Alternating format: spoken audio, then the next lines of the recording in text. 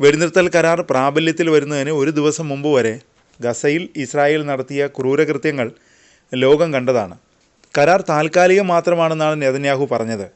അമേരിക്കയുടെ നിയുക്ത പ്രസിഡന്റ് ട്രംപിൻ്റെ പൂർണ്ണ പിന്തുണ ഇസ്രായേലിനുണ്ടെന്നും നെതന്യാഹു അവകാശപ്പെട്ടിരുന്നു. എന്നാൽ അതെല്ലാം നഷ്ടപ്പെടുകയാണ്. സ്വന്തം സർക്കാരിൽ നിന്ന് തന്നെ കലാപക്കൊടി ഉയർന്നത് നെതന്യാഹുവിന് വലിയ തിരിച്ചടിയായി. വെടിനിർത്തൽ കരാർ ഗുരുതരമായ തെറ്റാണ്. ഇസ്രായേൽ ഹമാസിന് കീഴടങ്ങി ഗസ കൈവശപ്പെടുത്തിയില്ലെങ്കിൽ നെതന്യാഹു ഭരണകൂടത്തെ അട്ടിമറിക്കുമെന്നും സഖ്യകക്ഷി നേതാവ് സ്മോട്രിച്ച് നെതന്യാഹുവിനെ ഭീഷണിപ്പെടുത്തി. പിന്നാലെ ഇസ്രായേലിലെ ഭരണസഖ്യത്തിൽ നിന്ന് തൻ്റെ പാർട്ടി പിന്മാറുന്നതായി ബെൻഗ്വിർ പ്രഖ്യാപിക്കുകയും ചെയ്തു. ഇതോടെ 120 സീറ്റുള്ള സെനറ്റിൽ നിലവിൽ നെതന്യാഹുവിന് 62 പാർലമെൻറ്റ് സീറ്റുകൾ മാത്രമാണുള്ളത്. അതേസമയം 470 ദിവസത്തെ യുദ്ധത്തിന് ശേഷം നിലവിലെ സ്ഥിതിഗതികൾ ഇസ്രായേലിനെതിരാണ്. ഹമാസ് ചെറുത്തുനിൽപ്പിൻ്റെ പ്രതീകമായി വാഴ്ത്തപ്പെടുകയും ചെയ്യുന്നു. ഇതോടെ സ്വന്തം രാജ്യത്ത് നെതന്യാഹുവിന് സമ്മർദ്ദം വർദ്ധിക്കുന്നു. നിലവിൽ പ്രാബല്യത്തിൽ വന്ന വെടിനിർത്തൽ കരാർ നിലനിൽക്കാൻ സാധ്യത വളരെ കുറവാണ്. യുദ്ധം അവസാനിപ്പിക്കാൻ മനസ്സുകൊണ്ട് ആഗ്രഹിച്ചാലും അത് ഇനി നടപ്പിലാക്കാൻ നെതന്യാഹുവിന് സാധിക്കില്ല.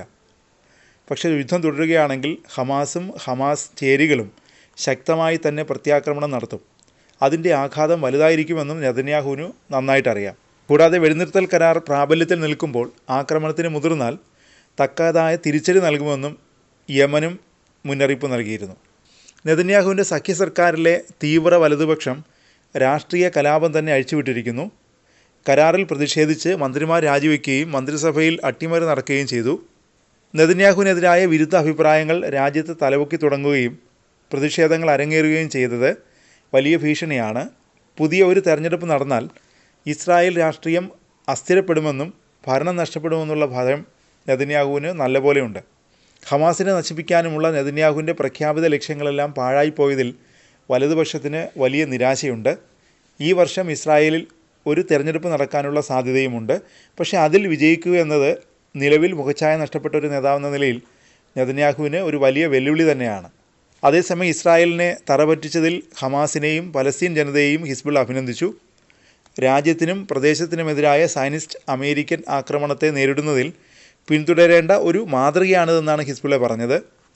പലസ്തീൻ ജനതയ്ക്കെതിരെ ശത്രുക്കൾ നടത്തുന്ന ക്രൂരകൃത്യങ്ങളിലും വംശഹത്യയിലും പൂർണ്ണ പങ്കാളിയാണ് അമേരിക്ക. സൈനികമായും സുരക്ഷാപരമായും രഹസ്യാന്വേഷണപരമായും രാഷ്ട്രീയമായും തന്ത്രപരമായും ഈ അധിനിവേശത്തിന് അമേരിക്ക പിന്തുണ നൽകുന്നുണ്ട്. വെടിനിർത്തൽ കരാർ ഇരുകൂട്ടർക്കുമേറ്റ തിരിച്ചടിയാണെന്നും ഹിസ്ബുള്ള വ്യക്തമാക്കി. കൂടാതെ കൽപ്പനകൾ അടിച്ചേൽപ്പിക്കുന്ന സമയം കഴിഞ്ഞുവെന്നും സ്വതന്ത്ര ജനതയുടെ ഇച്ഛാശക്തി സയനിസ്റ്റ് അമേരിക്കൻ തന്ത്രങ്ങളെക്കാൾ ശക്തമാണെന്നുമാണ് ഹിസ്ബുള്ള പറഞ്ഞത്. ഈ കരാർ ഒരു രാഷ്ട്രീയ വിജയമാണ്. യുദ്ധലക്ഷ്യങ്ങൾ കൈവരിക്കാൻ ഇസ്രായേലിന് കഴിയില്ലെന്ന് വീണ്ടും തെളിയിക്കപ്പെട്ടിരിക്കുന്നു. പലസ്തീൻ ജനതയുടെ ചെറുത്തുനിൽപ്പ് ശക്തവും ശത്രുവിൻ്റെ സ്വേച്ഛാധിപത്യം തകർക്കാൻ പ്രാപ്തവുമാണെന്ന് ഈ യുദ്ധത്തിൽ തെളിയിക്കപ്പെട്ടെന്നും ഹിസ്ബുള്ള വ്യക്തമാക്കി.